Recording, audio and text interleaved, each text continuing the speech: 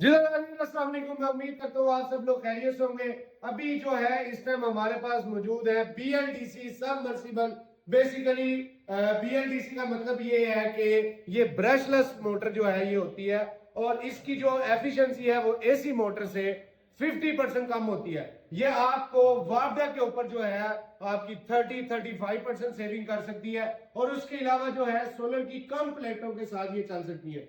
ये दोनों इस टाइम जो है ये सबमर्सिबल BLDC हमारे पास मौजूद है। हमारे पास जो है आपको 4 इंच 5 इंच 6 इंच तक का सबमर्सिबल मिल जाएगा और इसमें जो है 7.5 11 किलोवाट 15 किलोवाट जिसके अंदर है 10 HP 15 HP और 20 HP का आपको जो है वो सबमर्सिबल मिल जाएगा विद कंट्रोलर।